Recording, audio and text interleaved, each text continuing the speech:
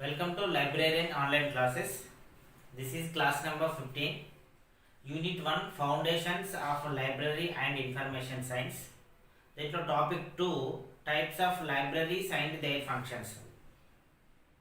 గ్రంథాలయాల్లో ఉన్నటువంటి రకాలు 7 రకాలు వాటి యొక్క ఫంక్షన్స్ మనం తెలుసుకుంటున్నాము. లాస్ట్ క్లాస్ వరకు మనకి 4 టైప్స్ ఆఫ్ లైబ్రరీస్ కంప్లీట్ చేసుకోవడం జరిగింది. ఇప్పుడు 5th type of libraries digital libraries.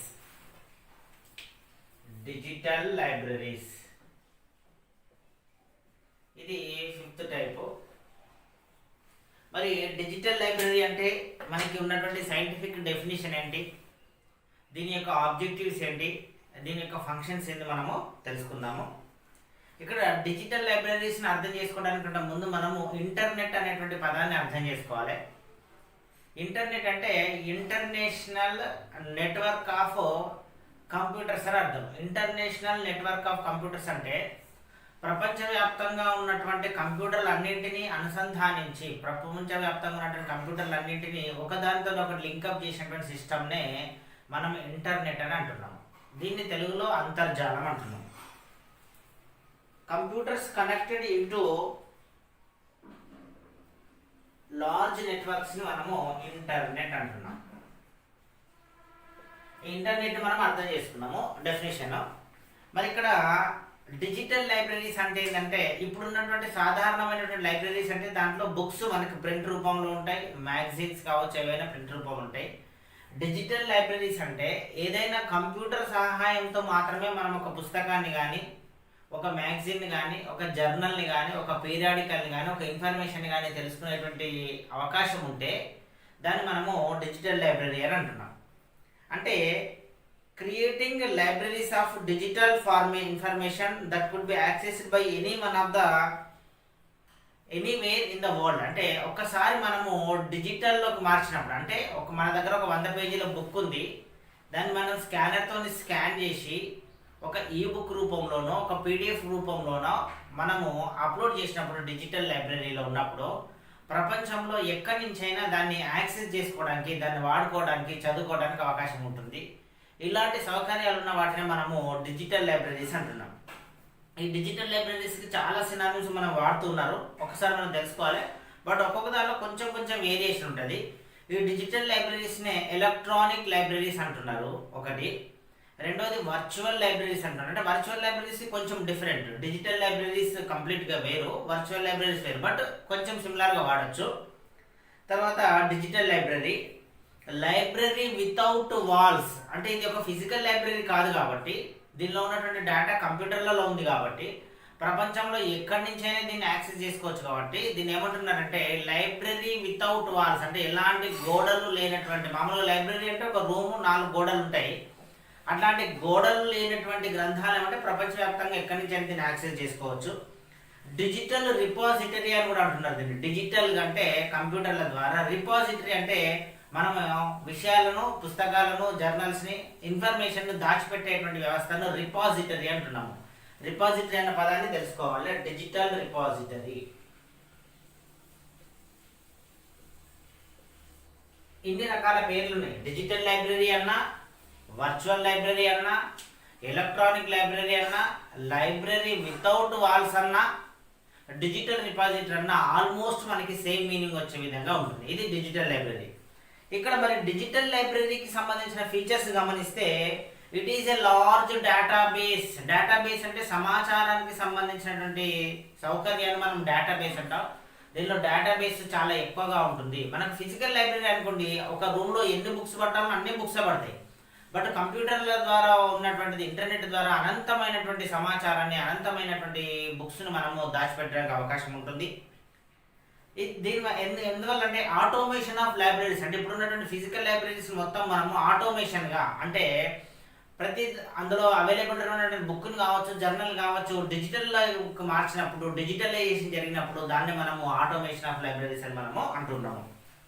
ఇక్కడ digital libraries are set of electronic resources for information. ఒక సమాచారానికి సంబంధించి ఎలక్ట్రానిక్ రిసోర్సెస్ ఏమేమి ఉన్నాయి, అది ఒక డేటా కావచ్చు, మెటా డేటా కావచ్చు, ఇట్లాంటివన్నిటిని కలిపినటువంటి దాన్ని మనము డిజిటల్ లైబ్రరీ అంటున్నాము.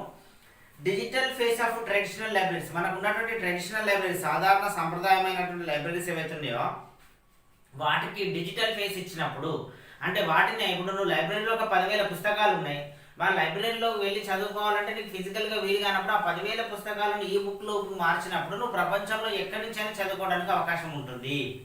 సో దీన్ని digital phase of traditional libraries అంటున్నారు. అంటే సాధారణ సాంప్రదాయపరమైనటువంటి లైబ్రరీలకు సంబంధించినటువంటి డిజిటల్ ఫేస్ అనుకోవచ్చు. Digital libraries require skills of librarians and computer science. అంటే మరి మామూలు లైబ్రరీలకు సాధారణమైనటువంటి లైబ్రరీ పరిజ్ఞానం ఉంటే సరిపోతుంది, కానీ ఈ డిజిటల్ లైబ్రరీస్కు లైబ్రేరియన్స్ అయితే ఎవరైతే ప్రొఫెషనల్ స్టాఫ్ ఉన్నారో వారికి కంప్యూటర్ సైన్స్, కంప్యూటర్ శాస్త్రానికి సంబంధించినటువంటి పరిజ్ఞానం కూడా ఉండాల్సి వస్తుంది. ఇవి డిజిటల్ లైబ్రరీస్కి ఉండేటువంటి ఫీచర్స్ అని మనము చెప్పుకోవచ్చు. అంటే లార్జ్ డేటాబేస్ ఉంటుంది, అదేవిధంగా లైబ్రరీస్ అన్నింటిని ఆటోమేషన్ జరగాలి. It is the digital phase of libraries. ఈ లైబ్రరీకి సంబంధించినటువంటి staff should know the librarian basics and computer science basics also తెలియాల్సిన అవసరం ఉంటుంది. మరి వీటికి సంబంధించినటువంటి రిసోర్సెస్, అంటే ఇవి ఏమేమి పనులు చేస్తాయి, ఏమేమి రిసోర్సెస్ ఉన్నాయి మనం డిజిటల్ లైబ్రరీలో గమనించినట్టయితే, మొదటిది బిబ్లియోగ్రఫిక్ డేటాబేసెస్. బిబ్లియోగ్రఫిక్ డేటాబేసెస్ ఇది రిసోర్సెస్ అన్న టాపిక్ ఇది కంపల్సరీ రాసుకోవాలి. రిసోర్సెస్ అంటే మనకు ఒక డిజిటల్ లైబ్రరీ మనకి ఎలాంటి సౌకర్యాలను ప్రొవైడ్ చేస్తుంది. బిబ్లియోగ్రఫిక్ సర్వీసెస్ అంటే ఒక పుస్తకాన్ని రాయడానికి, ఒక వ్యాసాన్ని రాయడానికి, ఒక సిద్ధాంత గ్రంథాన్ని రాయడానికి, ఇంకా అదనపు సమాచారం ఎక్కడ పుస్తకాలు దొరుకుతుందో దాన్ని మనం బిబ్లియోగ్రఫీ అంటాము, గ్రంథ సూచి అంటున్నాము.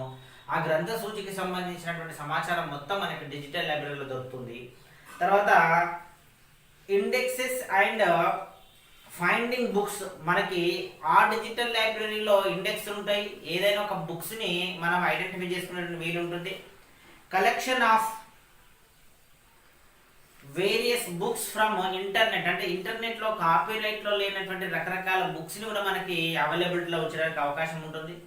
డైరెక్టరీస్, డైరెక్టరీ అంటే ఏంటంటే ఒక విషయానికి సంబంధించిన సమస్తమైనటువంటి సమాచారాన్ని మనం డైరెక్టరీ అంటున్నాం. ఉదాహరణకు టెలిఫోన్ డైరెక్టరీ కావచ్చు, మెడికల్ డైరెక్టరీ కావచ్చు, ఇంజనీరింగ్ డైరెక్టరీ కావచ్చు. ఒక ప్రత్యేకమైన అంశానికి సంబంధించిన సమస్తమైన సమాచారం ఒక దగ్గర ఇన్ఫర్మేషన్ ఉన్నట్టయితే దాన్ని డైరెక్టరీ అంటున్నాము. అట్లాంటి డైరెక్టరీస్ని ప్రొవైడ్ చేస్తుంది. తర్వాత ఫోటోగ్రాఫ్స్, అంటే వివిధ రకాల మనకి ఫోటోలు కూడా ప్రొవైడ్ చేయడం జరుగుతుంది. తర్వాత న్యూమరికల్ డేటాబేస్, అంటే నంబర్లకు సంబంధించినటువంటి సమాచారాన్ని కూడా మనకు ప్రొవైడ్ చేయడం జరుగుతుంది. తర్వాత ఎలక్ట్రానికల్కి సంబంధించినటువంటి అన్ని రకాల సమాచారాలను కూడా ఇది ప్రొవైడ్ చేస్తుంది. ఇవన్నీ రిసోర్సెస్. అంటే ఈ రిసోర్సెస్ ద్వారా, ఫోటోగ్రఫీస్ ద్వారా, ఎలక్ట్రానిక్స్ ద్వారా, బిబ్లియోగ్రఫీస్ ద్వారా ఈ డిజిటల్ లైబ్రరీస్ అనేది మనకు ఫార్మేషన్ అవుతున్నాయి. మరి ఇక్కడ building digital collection. Digital collection అంటే ఒక పుస్తకానికి సంబంధించినటువంటి ఆన్లైన్ మెటీరియల్ ఉండాలి. సేమ్ అదే పుస్తకము ఫిజికల్ కాపీ ఉండి అదే పుస్తకం ఆన్లైన్లో ఉంటుంది, దాన్ని మనం డిజిటల్ కలెక్షన్ అంటాం. డిజిటల్ కలెక్షన్ అంటే సీడీలు కావచ్చు, వీడియో సీడీలు కావచ్చు, ఆడియో సీడీలు కావచ్చు, డివిడీలు కావచ్చు, ఈ బుక్స్ కావచ్చు, పీడిఎఫ్ ఫార్మాట్ ఉండొచ్చు. మొత్తానికి సమాచారం అనేటువంటిది కంప్యూటర్ ద్వారా మాత్రమే మనం తీసుకోగలిగినట్టయితే దాన్ని డిజిటల్ అంటాము. మరి డిజిటల్ కలెక్షన్ ఏ విధంగా పెంచుకోవాలంటే, మొదటిది డిజిటైజేషన్ అనేటువంటిది తప్పనిసరిగా అవసరం. ఇది ఫస్ట్ పాయింట్, డిజిటైజేషన్. డిజిటైజేషన్ అంటే ఒక పుస్తకానికి సంబంధించినటువంటి పేజీలను అన్నింటినీ స్కానర్తో స్కాన్ చేసి దాన్ని చదువర్లందరూ, రీడర్స్ అందరూ వాడుకునేటువంటి విధంగా ఒక బుక్ రాగా, అది పీడిఎఫ్ ఫార్మాట్ అయి ఉండొచ్చు, ఈపబ్ ఫార్మాట్ అయి ఉండొచ్చు, ఈ బుక్ ఫార్మాట్ అయి ఉండొచ్చు, ఏదైనా ఒక ఫార్మాట్, టెక్స్ట్ ఫార్మాట్ అయి ఉండొచ్చు. ఆ ఫార్మాట్లోకి దాన్ని మార్చడాన్ని మనం డిజిటైజేషన్ అంటున్నాము. ఈ విధంగా ఒక లైబ్రరీ లోపల ఉన్నటువంటి కాపీరైట్ లేనటువంటివి, ఒకవేళ కాపీరైట్ ఉన్నట్టయితే రచయితల అనుమతితోని ఆ పుస్తకాన్ని డిజిటల్ ఫార్మాట్లోకి మార్చడాన్ని మనము డిజిటైజేషన్ అంటున్నాము. అక్కడ వాళ్ళ దగ్గర ఉన్నటువంటి files. Next acquisition of original digital works created by publishers. అంటే ఇప్పుడు మనం మన దగ్గర కాపీరైట్ లేనటువంటి ఒక బుక్ను డిజిటైజేషన్ చేస్తున్నాము. కాపీరైట్ ఉన్నటువంటి బుక్ను మనం డిజిటలైజేషన్ చేయడానికి వీల్లేదు. మరి ఎవరు డిజిటలైజేషన్ చేయాలంటే దానికి కాపీరైట్ ఎవరికి ఉంది? పబ్లిషర్స్ ఉన్నప్పుడు పబ్లిషర్స్ దగ్గర నుంచి మనము పేమెంట్ ఇచ్చి ఆ బుక్ని మనం కొనుక్కోవాల్సిన అవసరం ఉంటుంది. మనము ఆ విధంగా పబ్లిషర్స్ దగ్గర నుంచి కూడా కాపీస్ మనం కలెక్ట్ చేసుకోవాల్సి వస్తుంది. రెండు రకాలుగా, అంటే డిజిటైజేషన్ అనేటువంటిది ఒకటి, రెండు యాక్విజిషన్ ఫ్రమ్ పబ్లిషర్స్.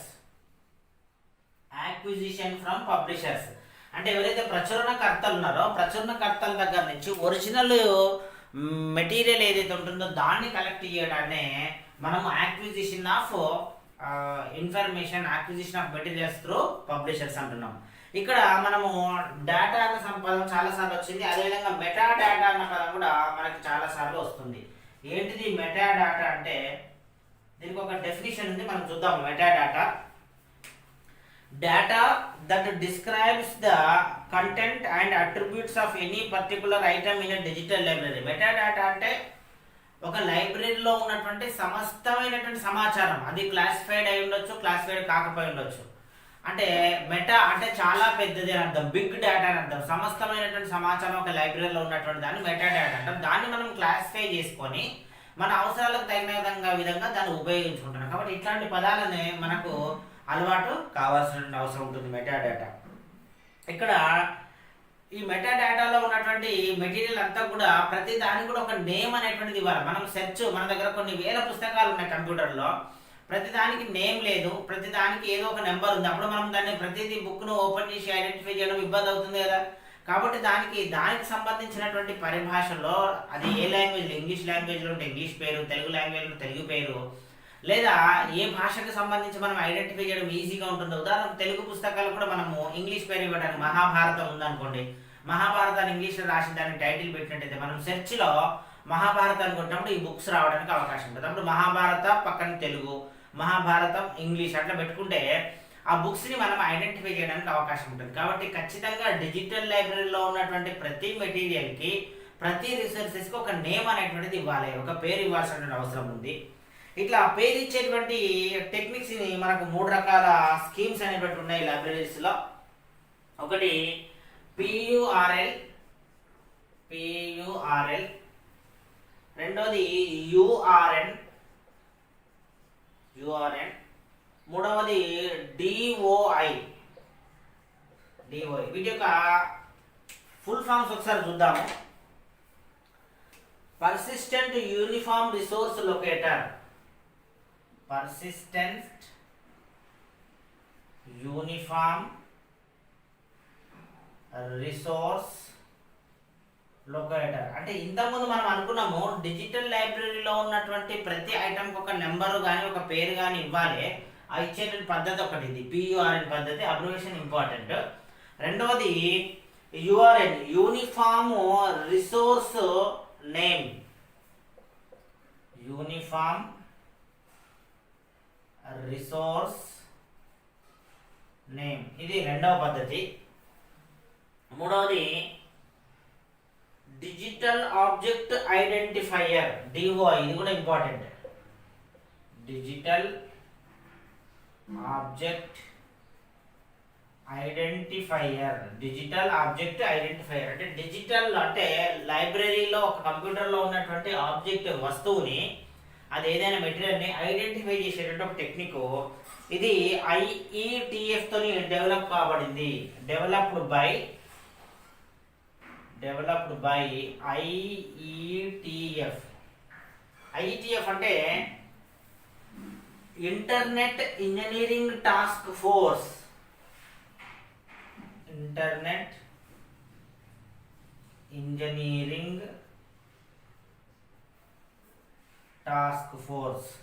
ఈ అబ్రివేషన్స్ తప్పనిసరిగా గుర్తుపెట్టుకోవాల్సిన అవసరం ఉంది. ఎగ్జామినేషన్ పాయింట్ ఆఫ్ వ్యూలో మనకి most important. Internet engineering task force వాళ్ళు డెవలప్ చేసింది డిజిటల్ ఆబ్జెక్ట్ ఐడెంటిఫైయర్, ఇంకొకటి యూనిఫామ్ రిసోర్స్ నేమ్, ఇంకొకటి పర్సిస్టెంట్ యూనిఫామ్ రిసోర్స్ లొకేటర్. ఈ పద్ధతుల ద్వారా మన దగ్గర ఉన్నటువంటి డిజిటల్ రిసోర్సెస్ ఏవైతే ఉన్నాయో వాటికి నేమ్ అనేటువంటిది మనము ఇస్తున్నాము.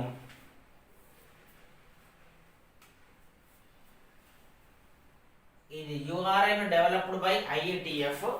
Next DOI developed by American publishers. DOIని డెవలప్ చేసింది అమెరికన్ పబ్లిషర్స్ అనేటువంటి సంస్థ. American publishers plus American corporation of national resources,